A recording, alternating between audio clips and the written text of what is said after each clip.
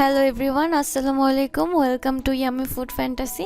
আমি আজকে আপনাদেরকে দেখাবো কিভাবে মাত্র 20 মিনিটে বাসায় বসে চিকেন ফ্রাই বানাতে পারেন, যেটা খেতে একদম জুসি আর টেন্ডার হবে। এখানে ম্যারিনেশনে একদম সময় লাগবে না, আপনারা ঝটফট বানিয়ে ফেলতে পারবেন।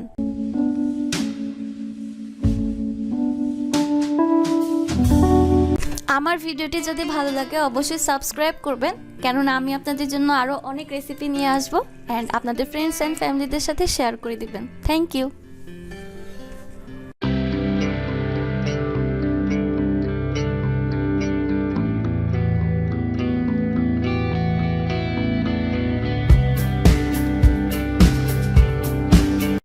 প্রথমে আমি চিকেন ফ্রাইয়ের জন্য বেটার বানাবো। বেটার বানানোর জন্য আমি এখানে 3 টেবিল চামচ টক দই দিয়ে দিলাম, হাফ চা চামচ রসুন পেস্ট দিয়ে দিলাম, হাফ চা চামচ আদা পেস্ট দিয়ে দিলাম, আর এখন আমি 2 টেবিল চামচ সয়া সস দিব, সামান্য লবণ দিয়ে দিলাম। আর লবণটা আপনারা সাবধানে দিবেন, কেননা সয়া সসে লবণ থাকে। তারপর আমি হাফ চা চামচ গোলমরিচের গুঁড়ো দিয়ে দিলাম, 1 টেবিল চামচ মরিচের গুঁড়ো দিয়ে দিলাম, 4 থেকে 5 টেবিল চামচ কর্নফ্লাওয়ার দিয়ে দিলাম,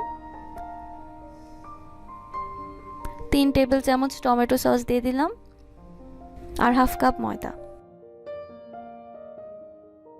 আমি মশলাগুলোকে একসাথে মাখিয়ে নিচ্ছি। আমি এখানে 7 থেকে 8 পিস মাংস নিয়েছি। মাংসগুলোকে ভালোভাবে আলতো হাতে ছুরি দিয়ে কেটে দিচ্ছি।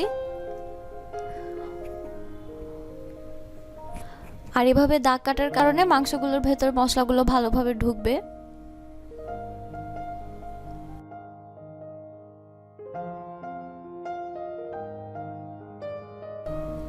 একদম আলতোভাবে কেটে দিবেন। আপনারা দেখতে পাচ্ছেন আমি কিভাবে মাংসগুলো কেটে দিয়েছি।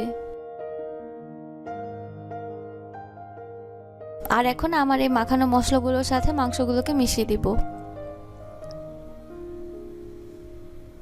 আর এখন একটা ডিম ফেটে দিয়ে দিয়েছি। ডিম দেওয়ার সাথে সাথে মশলাগুলো অনেক বেশি নরম হয়ে আসবে। আর ডিমের সাথে মাংস আর মশলা একসাথে মাখিয়ে নিচ্ছি।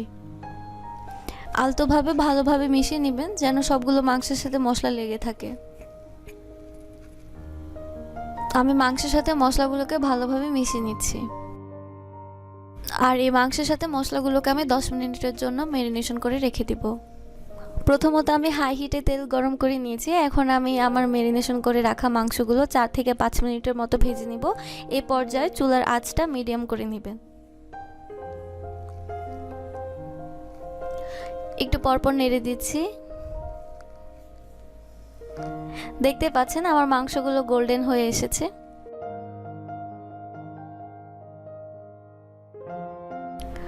চিকেনগুলো গোল্ডেন ব্রাউন হয়ে আসলে আমি এগুলোকে উঠিয়ে নিব। আর ম্যারিনেশন করে রাখা বাকি মাংসগুলো আমি আবার ভেজে নিচ্ছি।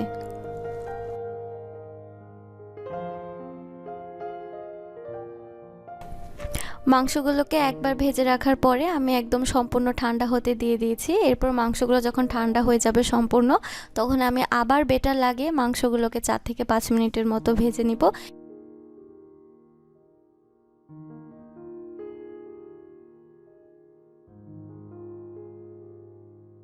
এই পর্যায়েও আপনাদের চুলার আঁচটা হাই হিটে প্রথমে তেল গরম করে নিতে হবে। ভাজার সময় চুলার আঁচ সম্পূর্ণ মিডিয়াম করে দিতে হবে। আমি এখানে 4 থেকে 5 মিনিটের মতো মাংসগুলো গোল্ডেন ব্রাউন না হওয়া পর্যন্ত ভেজে নিব।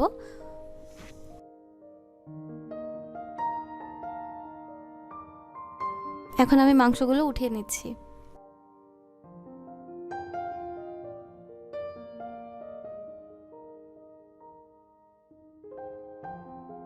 আমি আবার বেটার লাগিয়ে বাকি মাংসগুলো 4 থেকে 5 মিনিটের মতো ভেজে নিচ্ছি। এই পর্যায়ে অবশ্যই চুলার আঁচ মিডিয়াম করে দিবেন। আমার সবগুলো মাংস হয়ে গিয়েছে। Chicken fry ready. আমি চিকেন ফ্রাইটা আপনাদের জন্য পরিবেশন করে দেখাচ্ছি। আর আমরা এখানে দুবার ভেজে নেওয়ার কারণে চিকেন ফ্রাই বাইরের সাইডটা অনেক বেশি ক্রিস্পি হয়েছে। আর এটা খেতে এতটা জুসি আর টেন্ডার হয়েছে, আপনার মনে হবে না বাসায় বানানো। অবশ্যই ট্রাই করবেন।